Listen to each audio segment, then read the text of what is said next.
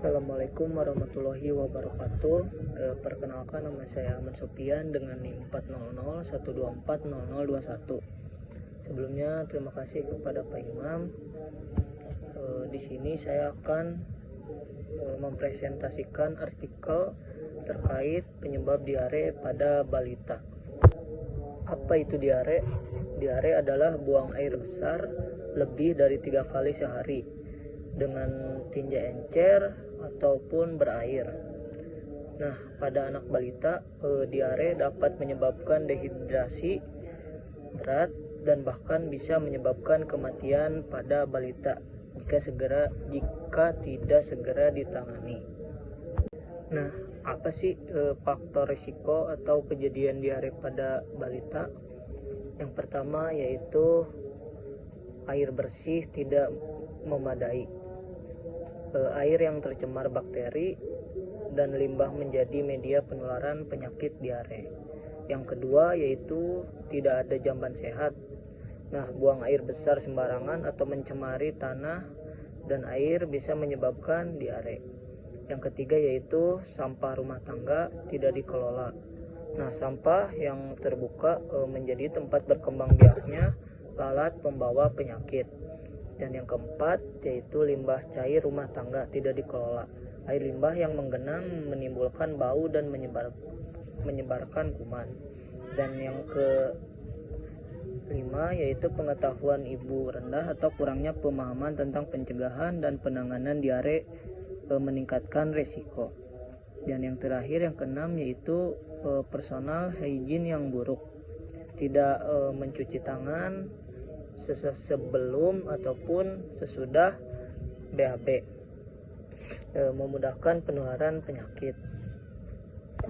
Nah, data di Indonesia penyebab diare pada balita yaitu pada tahun 2019 tercatat 4.485.513 kasus diare. Sekitar 40% diantaranya terjadi pada balita. Nah, angka kematian kejadian nasional yaitu ada 270 kasus per 1000 penduduk atau kurang lebih 27%. Nah, diare ini menjadi salah satu penyakit penyebab kematian tertinggi pada anak usia di bawah 5 tahun. Adapun pencegahan diare, yang pertama yaitu jaga kebersihan diri dengan cara mencuci tangan pakai sabun sebelum makan dan sesudah makan, setelah BAB dan setelah membersihkan anak. Selanjutnya, gunakan air bersih untuk minum, memasak, dan mencuci makanan. Yang kedua yaitu jaga kebersihan lingkungan atau gunakan jamban sehat, jangan BAB sembarangan, kelola sampah rumah tangga dan limbah cair dengan benar. Hindari juga genangan air di sekitar rumah. Yang ketiga yaitu jaga kualitas makanan dengan cara tutup makanan agar tidak dihinggapi lalat. Masak makanan hingga matang dan simpan di tempat bersih. Gunakan alat makan yang bersih dan juga kering. Yang keempat yaitu gizi dan daya tahan tubuh. Berikan ASI eksklusif sampai usia 6 bulan. Lalu berikan makanan bergizi seimbang untuk meningkatkan daya tahan tubuh anak. Yang kelima, peran orang tua dan masyarakat, yaitu tingkatkan pengetahuan tentang kebersihan dan tanda-tanda diare. Ikut serta dalam kegiatan sanitasi lingkungan dan penyuluhan kesehatan. Selanjutnya, pengobatan diare pada balita. Yang pertama, rehidrasi atau ganti cairan yang hilang.